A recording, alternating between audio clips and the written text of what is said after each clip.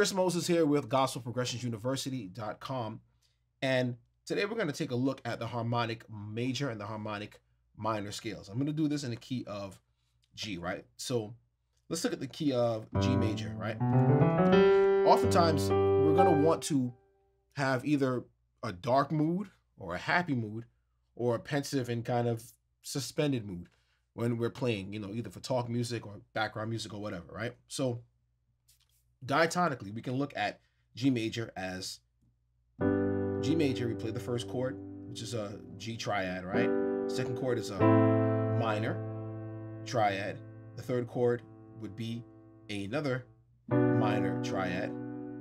Our fourth chord is a major triad. And then we have the fifth chord being a major triad. The sixth chord is a minor triad. Our seventh chord is going to be a diminished. And then we're going to go back to our one again, right? In the key of G major. So we played all those. Each one would have a corresponding note. Of course, one is G, two is A minor, and so on, all the way again through we get to G again. So when we're looking at this entire scheme of what's happy and what's sad, in our culture, what we like to do, we say something is happy, it's major, right? We say something is sad, it's it's minor. Typically, we have a chord progression in gospel and jazz. You're going to have a minor 2, a major 5 chord, and a 1 chord. In other words, we're going to have an A minor, some type of A minor chord, to some type of D major chord, back to A for 5, and back to the 1 chord as a major chord. We could even do that another way. We can actually have some type of A chord, another type of D chord, and then we can have a minor 1 chord. That's also a 2-5-1 chord progression. But where are they coming from? We know where the numbers come from, right? The numbers correspond to each note in the scale. But if we want to do what I just played some minutes ago, right? What we can do, we're deriving it. I'm just not just grabbing notes out of thin air. Let's see what sounds good. This sounds good. I'll just go ahead and I'll play this. There's a rhyme. That's when I first started playing. But there's a rhyme and a reason that I'm doing what I'm doing. And the key to it is the language of music, which are scales. And this is where we get our chords from. The first thing we're looking at is that we know, well, the formula or the way to look at progressing in gospel is going to be a 2, 5, and a 1. Hope you can see my fingers, a 1 chord movement, right? So if we know that, what kind of 2 chord are we going to play? If we just play just diatonic, again, diatonic are going to just be the notes in the key of G major, right? And so we just played minor 2, 5, and a 1. We can get away with that, but that quickly becomes boring, and it's very limiting to what we would like to do. We want to put some color into it. There's nothing wrong with playing that at the beginning, but we want to move on to other things, and we want to sound more colorful in our playing. We want to sound more musical and more creative in what we're doing. So just like we derived the 2, 5, 1 from a major scale, from the diatonic scale, well, there's another type of scale that we can derive the same 2, 5, 1 from. Just the notes are going to change. The formula is still the same, 2, 5, 1, but the notes will differ. Let's take a look at what that is now. So when we have our G major, we know what that is. Let's look at the G harmonic major scale. So the G harmonic major scale is just like the G scale, right? We start out exactly the same. Now we have the 1, 2, 3, 4, 5. Okay, in the major scale we have 6, 7, and back to 1 again, right? But with the harmonic major scale, we have the major sound, but now we have what's called a flat or minor 6. So 1, 2, 3, 4, 5. The major 6 would be E, but we're not playing E anymore. We're playing E flat. So it's E flat. All right, back to 7 and then 1 again. All right, so it's going to be a different sound than what we played before, just with one note. But that one note makes an entire difference. So we're playing our chord progressions now. Let's look at a 2 chord for G harmonic major, right? 2 chord for G harmonic major would be what? We know that the 2 chord we said is a minor chord, right? Typically it's a minor chord for G major, and then our 5 chord is going to be a major chord, and the 1 chord is going to be a major chord. But for the harmonic major sound, being that we have the 2 here is a minor, but what happens to this? Instead of this 5 for A, right? 1, 3, 5 would be our triad. The 5 now it's been played as an A flat. It's an E flat rather. So we're gonna have this sound. All right, that's your minor chord with a flatted fifth, or somebody would say a sharp 4. But for our purposes here, I'll say flat 5. So we can also, like we did with G major, right? We can make the 2 chord that's minor and make it a 7 chord, a minor 7 chord by adding the G, right? We have this. We can do the same thing with this harmonic major, right? And take the 2 chord and make it a flat 5, and then add that minor 7. This would be your A minor 7. This would be your A minor 7 with a flat 5. We can voice it, take the G and bring it down here and do this. Okay, so we have an A minor 7 with a flat 5. Now, we can do this. Then we can do this. Do this. But there's a lot more that we can do. So that's our first chord progression. So we want to make something sound different. We can take the sound here. The 2 chord, we have a new 2 chord now that we didn't have before, G major. Then we have another 5 chord now, the same 5 chord we can use, and back to 1 again. But we have so many things, like I said, that we can do. So now if we take, like what I did before, right? I just walked up and I said, I did this. Okay, I did the D, G, A, B in my right hand. I walked up, basically, okay? Took the G chord, A minor chord, all right, and then another G chord with B down here. Instead of playing just B minor, you could, but you can continue that fashion and play the G chord, and then continue to go to C. I'm still playing the G major now, right?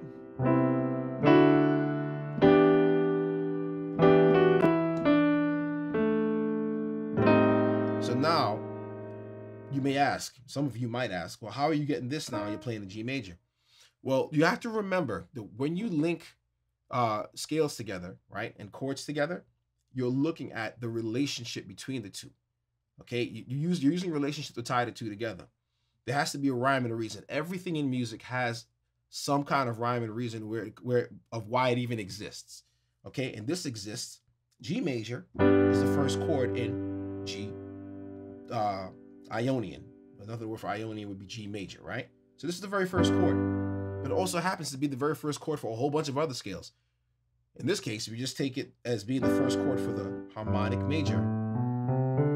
Remember, one note changes, but everything else remains the same. So it's almost identical to the major scale, to G major. So we can use some of the same concepts. We still can do this from the harmonic major, all right? And then come right back to the G over here. Okay, so now we're still talking about the harmonic major. So if I wanted to go up now, I can do this. All right, and here. And then come back here. All right, you can be stuck in this, or I wouldn't even say stuck. You can use this as a creative way just to continue to kind of suspend the sound. You may not want to just go home right away, so to speak. This would be home, almost home, home, almost home. I do this almost every Sunday, and home. Okay, and so that gives you a feeling of just not playing just a 5 chord or a 4 chord over 1 chord, a 4 chord over 1 chord, and it sounds very much like, yeah, nothing really too interesting. But this one note here that changes everything. That's what I did at the end. So get back to our 2 5-1s now. So we have a 2 chord, and I did this also. Okay, rather this. Okay. We know this. All of that comes from the same scale. All these notes work in tandem or work with the G harmonic major scale. So in other words, we have a 2 chord, and our 5 chord is going to be a 7 chord with a flatted 9. So we would say this: an A minor 7, flat 5, to a D 7 with a flat 9. Or we could even say this: 1, if we made D the 1 chord, 1, 2, 3, 4, 5, 6, 7, 8, 9, 10, 11, 12, 13. So we can say D, 13 with a flatted 9. Back to G major. We play C minor over G major. And this all works. Again, if anytime I say something is being played as 1, if G is 1, it's going to be the major chord. And then we're playing everything like we would play G diatonically. If I make D, if I say D is 1, it's acting as 1, just temporarily, just so you can understand the number structure. It doesn't mean, now this is the brand new key center. It doesn't mean that. Anything, anywhere in the keyboard, any place, 1 is always going to be a major scale all the time. Okay, now if I say 2, well, 2 in relation to what? Well, it wouldn't really matter if I said, well, 2 here. Well, 2 is going to be minor. I know then if 2 is minor, then that means that G is major and G is 1. So 1, 2, 3, 4, 5, 6, and then 7, and then back to 1 again. Or we could say 8. So now, if I'm playing this, and I wanted to just get to go someplace else different, right? I'm just playing major chords, just staying strictly diatonic. All right, and I'm not changing anything yet. Now I'm going to change it. I'm putting this here because this harmonizes with the G, because it's G harmonic major, which happens to harmonize for the most part with G major. You see how that works? So that's how you tie in your scales. The scales are not just separate. You have to look for places where they match. Like if I'm playing, for example, the same thing I said now before about the G harmonic minor. All right. So G harmonic minor, you can look at this now. It's the same thing as a harmonic major, except that now you have 2 notes that change. Let's back up here and say, okay, we're looking at G major, right? All right. So if we have G major, oh, now we have G minor. I just played the minor. I meant to play the major button. So it would be G, A, B, C, D, E, all right, F sharp and G.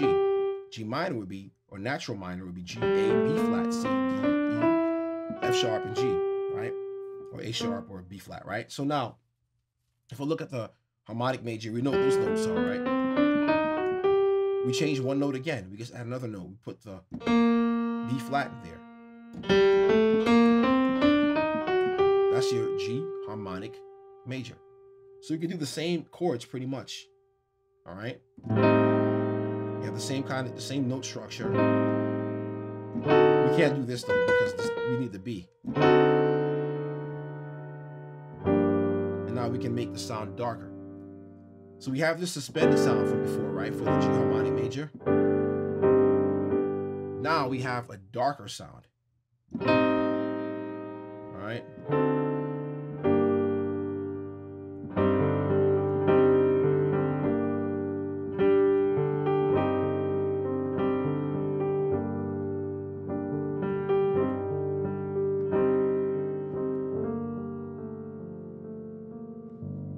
You see how it makes a difference in what you're playing? So it's important to understand these scales. Again, with your major scale, we know that it's diatonic. We know what the notes are for that. When you play your harmonic major scale, you're just changing 1 note, which is the flat 6. And that's where we get our chords from. Where we get our 2 chord, we get the new 5 chord, and we get our 5 chord. And then, yeah, it didn't sound right, but 1 chord. And with that, and that's a little more brighter, okay? Suspension and then more bright. And when something darker is the same notes except for the harmonic major, the 1 note changes, and that's the A sharp, B flat. And we have everything else that remains the exact same as the harmonic major scale. Harmonic minor and harmonic major are just different, just like by 1 note. Just like the major scale, G major is different by 1 note from G minor. I hope that makes sense. I hope that helps. Any questions, please shoot them in the comment section. And if you have any more things that you'd like to learn about gospel music, about how we play gospel, and some of the things that we come up with, you need to check out my free guide over at gospelproggressionsuniversity.com/gospel keys pro. I'll go ahead and I'll leave the link in the description. The name of the guide is called What Do Pros Know That You Don't? God bless you, and I'll see you in the next video.